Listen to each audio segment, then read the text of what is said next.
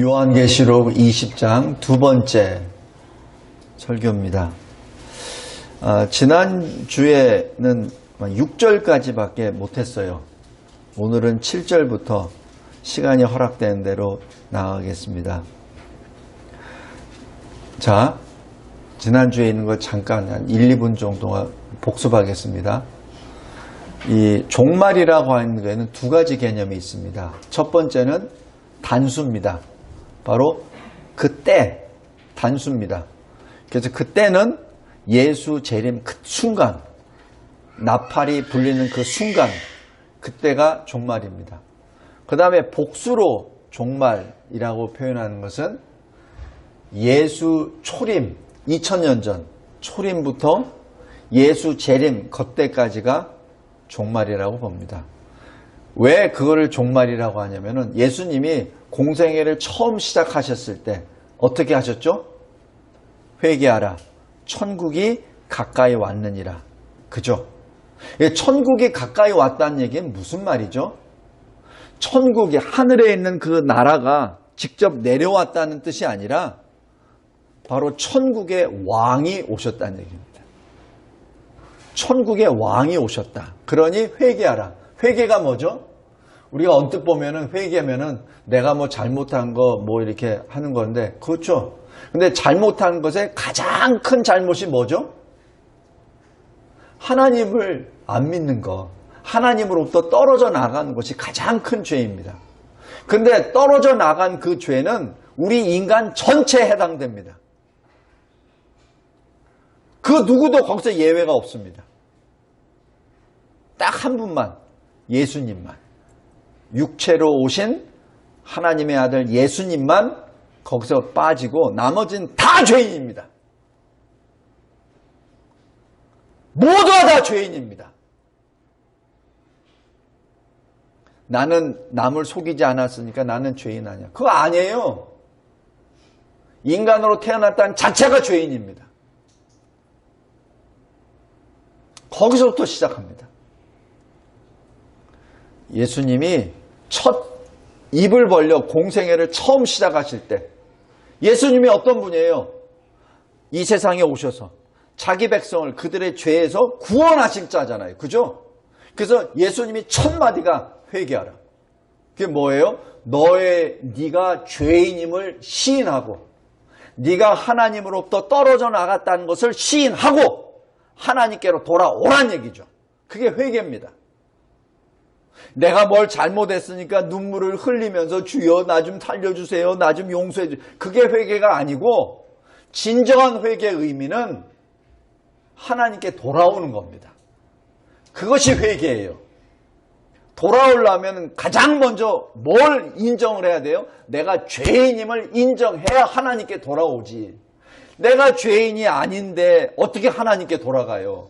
내가 의인인데 어떻게 예수를 믿어? 믿을 수가 없지. 내가 의인인데. 안 그래요? 내가 죄가 없는데, 나는 평생 죄를 범하지 않았는데 내가 뭘 회개를 해? 회개할 게 없지. 그건 뭐예요? 예수가 필요 없지. 예수가 필요 없잖아요. 내가 죄가 없는데 내가 왜 예수가 필요해? 안 그래요? 구원주가 필요 없잖아. 내가 죄가 없는데. 예수님이 뭐라 그러세요? 내가 의인을 부르러 온 것이 아니라 죄인들을 부르러 왔다. 이게 뭐예요? 의인이라 생각하는 자를 부르러 온 것이 아니라 죄인이라고 시인하는 자를 구원하기 위하여 왔다는 얘기입니다. 잘 명심하시기 바랍니다. 우리는 죄인입니다. 예수님이 공생애를 2000년 전에 하실 때 첫 마디 굉장히 중요합니다. 왜냐하면 주님은 구주로 오셨어요. 구원하러 오셨어요, 우리를. 그래서 주님이 하신 말씀, 회개하라. 뭐예요? 내게 돌아오라. 왜? 천국의 왕이 왔느니라. 내게로 오라. 그겁니다. 그리고 또 다른 의미, 천국이 가까웠다는 의미는 뭐죠? 실제 천국이 가까이 임한 마지막 심판 때가 가까우니라. 그러니 회개하라는 얘기죠. 그것이 2000년이 지났습니다. 그래서 회개하라, 천국이 가까워야 않느니라 라는 그 본문 요 한 줄 가지고 한 학기를 배웁니다. 종말론에 대해서. 성도 여러분, 꼭 명심하시기 바랍니다. 예수님이 선언하신 그때가 바로 종말의 시작입니다. 그리고 그 주님이 다시 강림하신 그때가 종말의 끝입니다. 그리고 종말의 끝에 심판이 일어납니다. 두 번째, 우리가 허름한 막 쓰러져 가는 집이 있어요. 그래서 거기다 새 집을 지으려고 그래. 그럴 때는 어떻게 해야죠? 그럴 때는 어떻게 해요? 막 쓰러져 가는 집이 있어요. 거기다 집을 지으려고 그래요. 초가집이 있는데 쓰러지려고 그래. 조금 있으면 그냥 건들기만 하면 넘어질 것 같아. 근데 거기다가 멋있는 맨션을 한 20여 층짜리 지으려고 그래요. 그럼 어떻게 해야 돼요? 부수죠? 그래서 세우려면은 먼저 부숴야 됩니다. 부시는 것이 심판입니다. 그래서 왜 마지막 때에 심판이 있는 줄 아십니까? 우리를 위해서 새 하늘과 새 땅을 주시기 위해서, 새 예루살렘 성을 주시기 위해서 우리에게 심판의 그때를 통과케 하십니다. 그러니까 우리는 어떻게 해야 돼요? 그 심판 때를 실은 감사로 소망해야 됩니다. 두려워하는 것이 아니라 오히려 기다려야 합니다. 명심하시기 바랍니다. 여기 20장 11절 보십시오. 또 내가 크고 흰 보좌와 그 위에 앉으신 이를 보니 뭐가 돼 있죠? 땅과 하늘이 그 앞에서 피하여 간데 없더라. 땅과 하늘이 어떤 땅과 하늘이에요? 우리가 보고 있는 땅과 하늘이 없어진 겁니다. 우리 21장 보세요. 21장 1절. 또 내가 새 하늘과 새 땅을 보니 처음 하늘과 처음 땅이 없어졌고 바다도 다시 있지 않더라. 2절에 또 내가 보매 거룩한 성 새 예루살렘이 하나님께로부터 하늘에서 내려오니 이렇게 돼 있죠. 성도 여러분, 우리가 재건축을 하기 위해서는 현존에 있었던 그것을 무너뜨리고 다시 건축을 합니다. 근데 하나님의 건축 방법은 달라요. 하나님은 심판을 통해서 다 없애버리십니다. 현재 있는 것 다 없애버리세요. 그리고 하나님이 새롭게 해주십니다. 우리처럼 땅을 파고 다시 건축하고 이거 아니에요. 공사기간이 몇 년 걸렸다, 자재가 날라야 되고 이거 아니에요. 그건 우리 방법이고 하나님의 방법은 그냥 심판으로 다 없애버리세요. 그리고 하나님이 그냥 주세요. 새하늘과 새 땅. 그리고 건축할 필요가 없어요. 하나님이 지으신 새 예루살렘 성을 그대로 보내주십니다. 그것이 하나님의 방법입니다. 우리 고린도 후서 잠깐 보세요.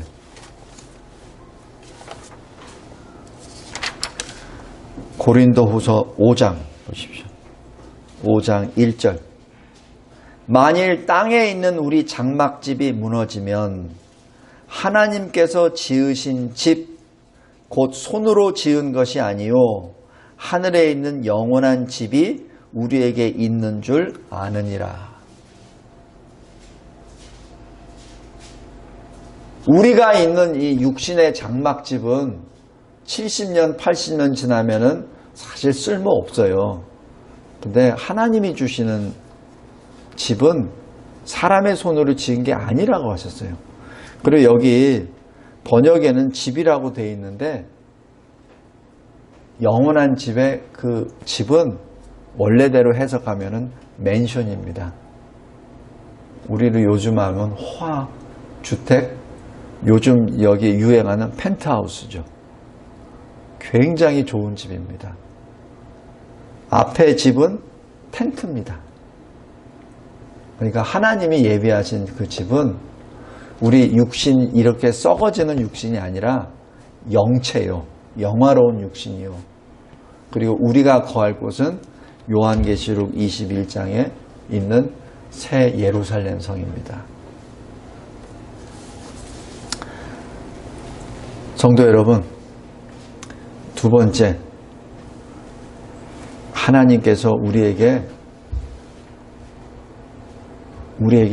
영원한 처소를 마련하시기 위해서 이 세상을 심판하시는 겁니다. 왜? 영원하신 하나님과 함께 동행할 사람들이니까. 그래서 우리를 영원한 모습으로 만들어주시고 영원하신 하나님과 함께 동행하도록 영원한 처소를 영원하신 하나님이 영원한 처소를 만들어주십니다. 그 다음에 셋째, 7절 보십시오. 천년이 참해. 여기서 천년은 우리 숫자적으로 하는 천년이 아닙니다. 이유는 우리 이미 2022년에 살고 있어요. 그래서 숫자적으로 천년하면 맞지가 않아요. 그래서 이것은 비유적인 의미라고 제가 지난주에 말씀드렸습니다. 다시 말씀드립니다. 10의 3승이 천이죠. 10은 뭐예요? 충만의 수. 3은 뭐죠? 균형된 완전의 수입니다. 그래서 10의 3승이라고 하는 것은 비유입니다. 하나님의 때가 참해. 때가 참해. 그때 그 말이에요. 천년이 참해라는 얘기는 하나님의 그 때가 참해 그 뜻입니다. 그 옥에 사탄이 놓여지죠. 그 전까지는 어떻게 했죠? 사탄이 그 옥에 갇혀 있었죠. 지금 사탄이 이 종말의 마지막 그때 사탄이 풀려납니다. 그럼 또 질문 나오죠. 그런데 왜 지금 적그리스도가 많다 그러고 왜 거짓말하는 거짓 선지자들이 많고 왜 이상한 사람들이 많죠? 예, 그것은 바로 사탄의 영향력입니다. 사탄이 비록 옥에 갇혀 있지만 사탄의 영향력이 이 세상을 지금 흔들고 있고 또 거기에 맞춰서 우리의 탐심이 같이 작동을 해버립니다. 우리의 욕심, 우리의 탐심, 우리의 죄악된 마음이 같이 작동을 해요. 창세기 3장에 이 아담은 죄가 없는 존재였어요. 그런데 사탄이 말을 뒤틀어 버리죠. 그러자 아담이 자기 아내가 먹는데도 저지를 안 해요. 아담이 어디 있었습니까? 하와 옆에 있었어요. 뱀이 자기 아내를 유혹하고 미혹하는데도 아담은 침묵했습니다. 창세기 3장을 잘 보십시오. 아담이 멀리 어디 출타간 거 아니었어요. 옆에 있었습니다. 아무 말 안 했습니다. 자기 아내가 먹고 있는데 먹으면 죽는다고 반드시 죽을 거라고 하나님이 얘기하셨는데 죽나 안 죽나 이렇게 보고 있었어요. 안 죽었거든. 오히려 자기 아내가 이거 맛있는데요? 주니까 덥석 먹었죠, 아담이. 왜 그런 줄 아세요? 바로 아담의 마음속에 죄는 없는 사람이었지만 하나님처럼 되고자 하는 교만이 들어있었죠. 그것이 탐심입니다. 그래서 먹은 거예요. 뱀이 유혹해서 맞습니다.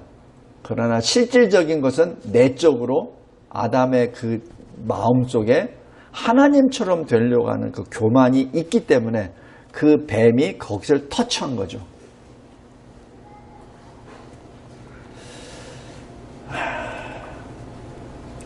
여기 7절에 천년이 참에 사탄이 옥에서 풀려납니다. 누가 풀어주신 거예요? 하나님이. 왜? 마지막 때 모든 것을 다 한 번에 심판하시기 위해서. 그 결과 8절이 어떻게 되죠? 사탄이 나와서 어떻게 합니까? 땅의 사방 백성을 곡과 마곡으로 미혹합니다. 그리고 마지막 전쟁을 준비합니다. 이 친구들은, 친구라고 하니까 좀 그런데, 이 사탄과 사탄의 무리들은 하나님과 전쟁한다고 생각해요. 심판을 전쟁한다고 생각해. 근데 심판과 전쟁은 차원이 다릅니다.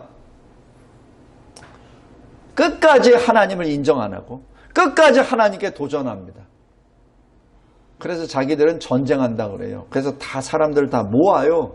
그래서 어느 정도 되냐고요? 바다의 모래같이 됩니다. 그러니까 모래를 셀 수 있나요? 못 세죠. 그렇게 많이 옵니다. 근데 어디로 누구와 전쟁을 하죠? 보이지 아니하시는 하나님과 전쟁할 수 없잖아요. 그죠? 그러니까 이 사람들은, 이 악한 영을 받은 자들은 누구와 싸우냐면은 바로 9절입니다. 성도들의 진. 성도들의 진이 뭐예요? 교회 아닌가요? 사랑하시는 성 어디예요? 교회입니다. 일부 신학자들은 이 사랑하시는 성을 예루살렘 성이라고 해석하는 분들도 있고 이스라엘이라고 해석하는 분들도 있어요. 근데 저는 개인적으로 교회라고 생각합니다. 성도 여러분, 지면에 널리 퍼져서, 그러니까 이 교회를 공격하기 위하여 교회를 에워싸버립니다. 이게 두루매 포위한다는 얘기예요. 그러니까 이 마지막 이 사탄이 최종적으로 공격하는 것은 교회예요. 우리 요한계시록 12장 보세요.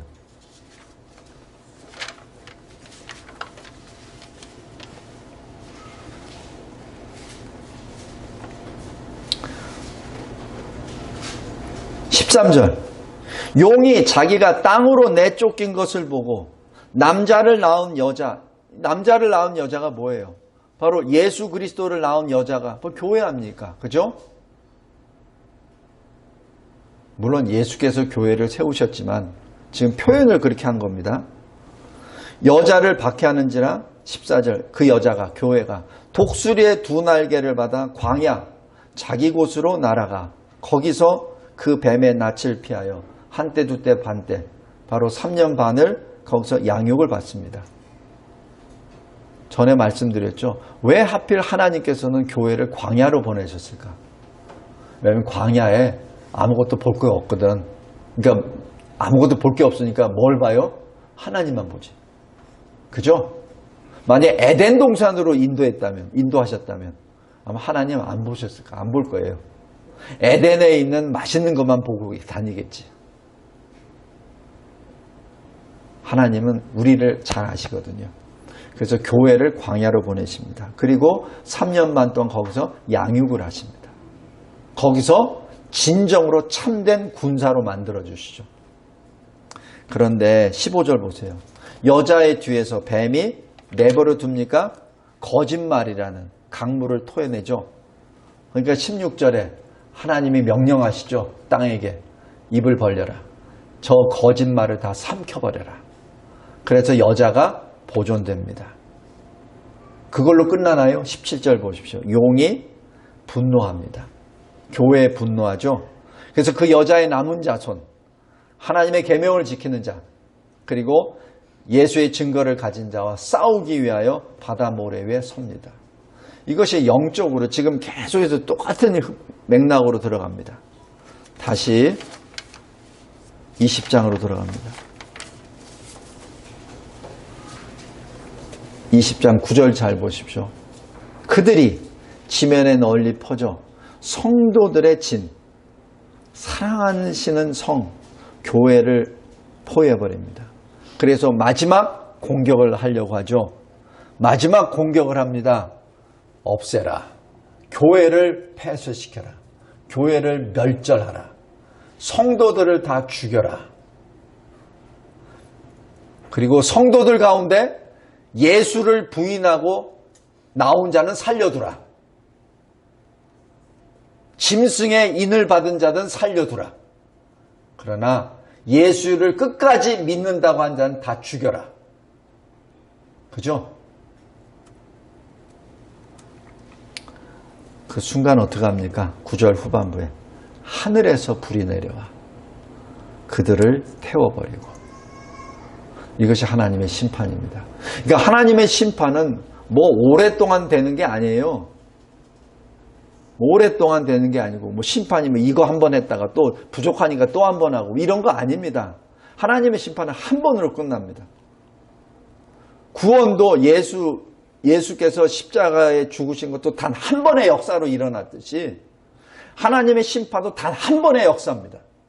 뭐가 모자라서 한 번 왔다가 천년 지난 다음에 또 왔다가 이런 거 아니에요. 하나님의 심판은 한 번입니다. 한 번에 하늘에서 불이 내려서 태워버립니다. 10절 잘 보세요. 그들을 미혹하는 마귀가 불과 유황못에 던져지니라. 그리고 거기에 또 누가 들어가요?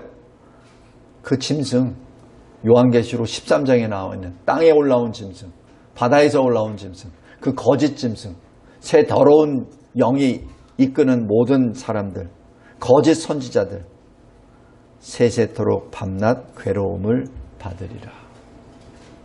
성도 여러분, 이것이 영벌입니다. 이 불과 유황못에 들어간 존재는 사라지지 않습니다.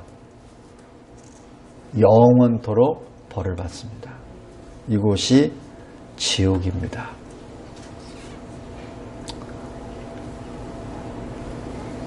성도 여러분, 꼭 기억하시기 바랍니다.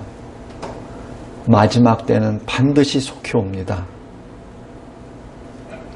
네, 그때 하나님 편에 서 있는 저와 여러분이 되길 바랍니다. 제가 한 두어 번 말씀을 드렸을 거예요. 제가 웨스트민스터에서 처음 첫 학년에 공부할 때 그때 역사신학 하시던 분이 영국에서 오신 분이에요. 네, 그 젊으신 분이 저보다 한 10년 정도 아래 되신 분인데 그분이 처음 그 신학 강의를 하실 때 우시더라고. 자기 나라가 영국인데 미국에 와서 교수를 하고 있는 그 자체가 너무 슬프대. 영국을 떠날 수밖에 없었대. 왜냐면 영국에 교회가 사라지고 신학생들이 사라지고 슬픈 데이터를 통계 숫자로 쭉 얘기하더라고요. 가장 먼저 쌓이니 신학생들이 수가 줄어요. 처음에 100명이었다가 50명, 30명, 20명, 10명, 그 다음에 제로. 거기에 나타나는 결과가 교회의 숫자가 점점 줄어들어요. 교회가. 그래서 교회 예배당이 건물이 무슬림으로, 다른 종교로, 술집으로 바뀌어버린다는 비참한 현실 가운데 자기가 가지고 있는 신학을 강의할 데가 없대. 그래서 미국으로 왔다 그러더라고요.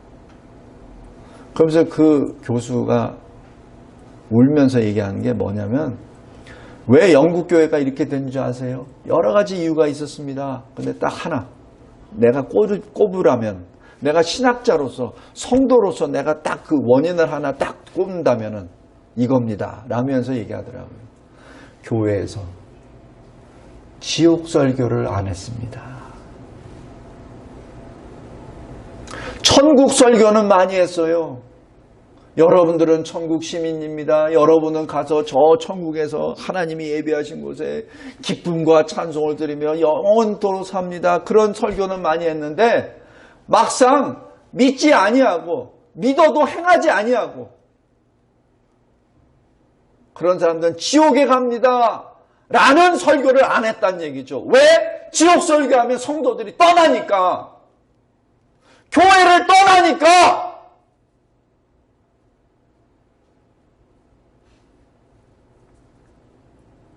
불교 교수가 하는 말이 천국 설교만 계속 하다 보니 성도들이 처음에는 막 많이 온대요. 그러다 조금 있다가 안 온대요. 나 천국 가는데 왜 또 와? 이미 다 확정됐는데 왜 와?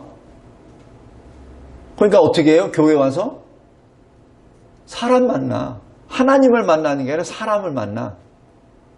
교회 와서 교제를 해. 교제하기 위해서 와. 그러니까 목사가 듣기 싫은 말 하면은 교회를 떠나버리니까 교회도 성도들 눈치 보면서 성도들이 받아들이기 어려운 지옥에 대한 문제, 죄에 대한 문제는 설교를 안 해. 좋은 게 좋다 그래. 여기 와서 쉬십시오. 여기 와서 안식을 누리십시오. 여기 와서 사귀십시오. 이러면서.